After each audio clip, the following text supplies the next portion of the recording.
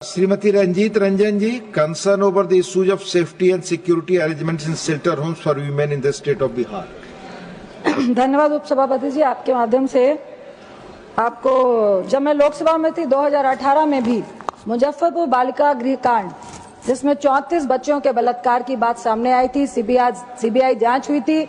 इसी सदन में यह मामला उठा था, सुमित्रा था स्पीकर थी और उसमें कई लोग जेल गए थे, लेकिन बहुत सारे सफेद पोशों को बचा लिया गया था। एक बार फिर 19 तारीख को रात में सिवान के भैंसाखार गांव में बालिका गृह है जिसमें बाल लोग भी रहते हैं, वृद्ध भी रहते हैं। अचानक से यह खबर प्रशासन द्वारा आई कि 13 लड़कियां रात में फरार है। सबसे पहली बात तो यह है सर कि फरार हुई तो ये आपको मालूम कैसे है? अगर फरार हुई तो वजह क्या थी? प्रशासन कह रहा है। दूसरी बात, सीसीटीवी कैमरा 8 थे, 5 वही कैमरे उस रात को बंद थे जिस दीवार से बच्चियों के फरार होने की बात की गई। तीसरी बात, वो दीवार 20 फीट है, उसके ऊपर तार लगी हुई है, तो वो बच्चियां भागी कैसे?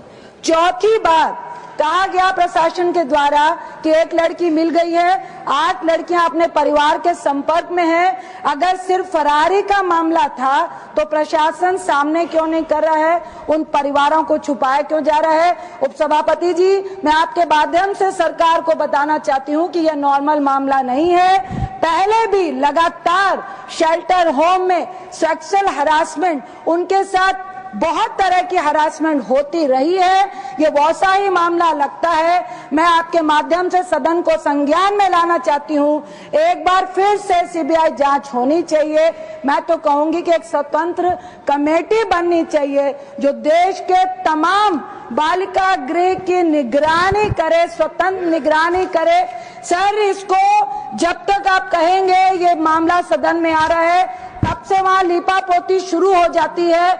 आपके माध्यम से मैं कहूंगी कि इसका राजनीतिकरण नहीं करे, क्योंकि पक्ष हो विपक्ष हो, इसमें बहुत तरह के सफेद पोशों के जाने के, इन्वॉल्व होने की बातें लगातार आती रही हैं। यह हमारे देश के उन बच्चों का सवाल है जो गरीब है, लवारिस है, जिनको शादी का झांसा देकर बुला लिया जाता है, वो लवारिस तरीके से उन शेल्टर होम में रहते हैं। कुछ बच्चियां ऑर्केस्ट्रा में काम कर रही होती हैं, यहाँ तक कि बाल के साथ भी सेक्सुअल हरासमेंट होते हैं। और सर, ये सिर्फ सेक्सुअल हरासमेंट का केस नहीं है, जिस बुरे तरीके के साथ उनके साथ हरासमेंट की जाती है वो शब्दों में बयान करने के लायक नहीं है।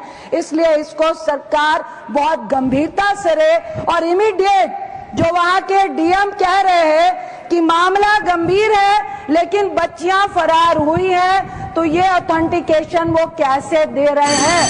जब धन्यवाद।